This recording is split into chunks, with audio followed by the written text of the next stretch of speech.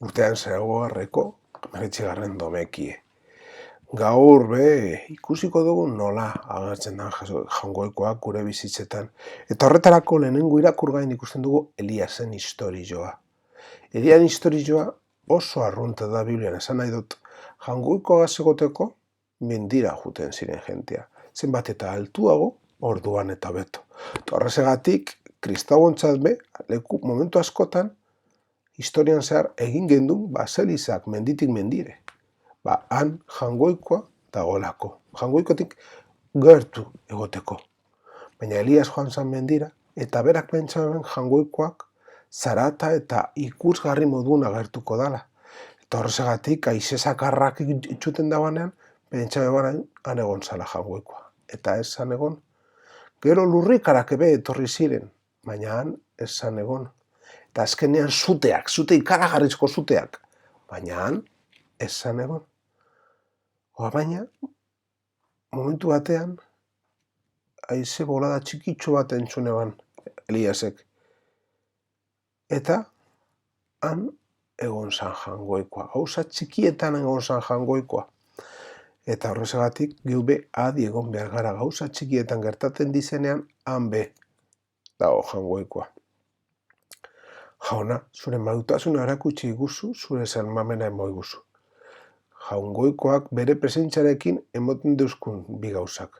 Deuskusan bi gauzak. Maitasuna eta salbamena.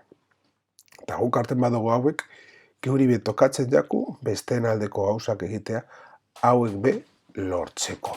Eta lortzeko, askotan, San Paulori gertatu jakon lez. Gauza gatzak gertatzen dira. Eta horrezagatik pentsau behar dugu, zer egin behar dugu. Guk gure lagun urkoaren alde zer egin dezakegu. Eta han, pentsatu behar dugu, gure bihotzan ondago. Gure bihotz minan ondago, lagun urkoa ondoz badago. Eta San Pablok esaten dezkun moduan, ni neu madarik etu Kristo gandik aldendu izatea, ere onartuko neuke baldin eta hori nire odoleko zeniden onerako balitz. Imagina ezazu zer esan dezkun San Pablok geuri. Besteen onerako. Gu noraino gago pres hau egiteko. Noraino gago pres Jaungoikoaren mezu hau zabaltzeko mundure. Pentsau behar dugu, oso interesgarria da. Noraino? Bakotxak ikusi behar dau, noraino gago pres. Segura eski geuri ez jaku ezer gestauko, baina ala eta guztiz ere, guztioi gertatzen jakune da, besteen aldeko gauzak egin behar dugu. Askotan lagun urkoa erabiltzen dugu, modulez. Ez dugu galdetzen zelan zaoz, bizu zeo zer, ez?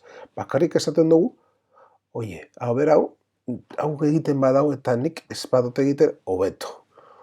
Lagun urkoa ez da helmuga bat, bide baizik. Eta bidien guk erabiltzen dugu helmugaraino egatzeko. Eta justu aldrebez. Lagun urkoa da helmuga bat nigaz bidea egiteko. Nigaz, ez pentsau utilitarismo baten bidean erabili behar dugule.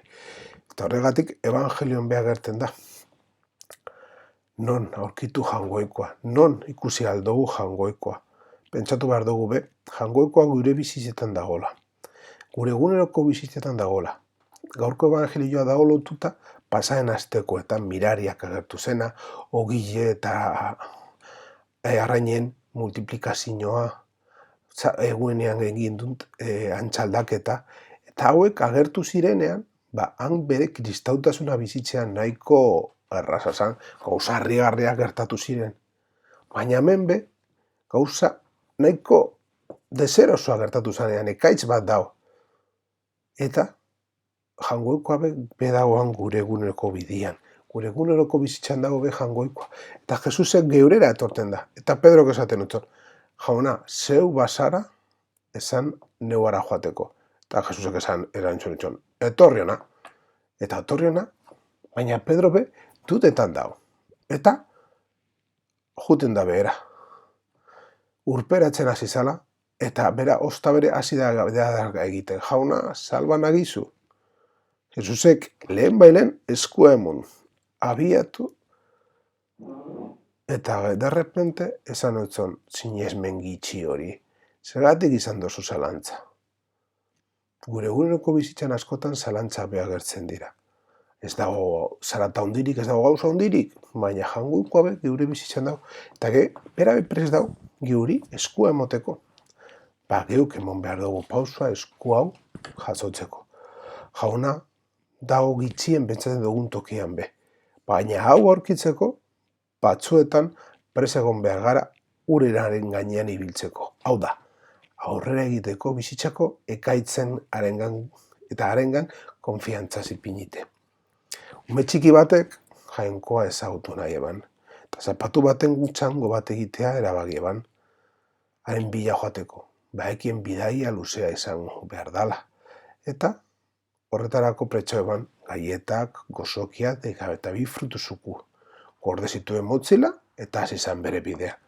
Ordu bete bat egin zuenean nekatu egin zan, eta parkeko banku batean eseri zan. Bankuan bertan emakume bat egon zan, amama bat egon zan eserita, berak botatako ogi apurrak usoari ari ziren, eta batzuei isi begira. Aurra egarri zan eta gozeak egon.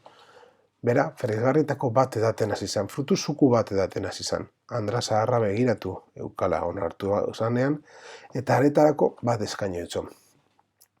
Ezkeronez onartu eban eta iragarri egin zion. Bere iribarri umeak inoiz ikusi zuen ederrena zan. Hainbeste non aurrak barriro ikusi nahi eban, eta beraz be, gaieta kasa edegi eta bat eskaino etzon. Barriro iribarri egin etzon, aurra pose zoratzen egoan eta arratzalde osoaren ondoan emon eban. Jaten eta iribarrez, baina perbarik esan barik. Iundu zaunean, aurra zutundu egin zan eta alde egiteko. Pauso batzuk eman zanean, belditu zan, atzera egin eban eta korrika joan zan emakumen gana. Urbildu eta bezarkada emon eutzon. Ederra, bezarkada ederra. Bezarkatu ondoren, bere bizitzako iribarrika hundien azkaino eutzon emakumea. Aurra etxera, iritsi zanean, ama harrituta geratu zan. Zekarren zorion arpegiaz. Orduan galdetutzon. Seme, zer egin dozu gaur, zoriontzu egin zaituenean? Umeak erantzun eban. Ama, gaur jangoikoagaz egon naz. Jangoikoagaz topo egin dut. Eta badakizu, inoiz ikusi dudan irribarrik ederrena dago.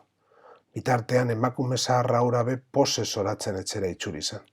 Seme harrituta geratu zan, bere arpeiko bakeba arpegiagaz.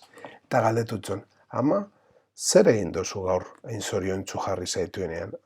Amak erantzun eutzon, gaur gaietak eta zukua janditut jangoikoagaz parkian. Eta semeak erantzun baino lehen, eta badakizu, ni uste baino gaztiagoa da.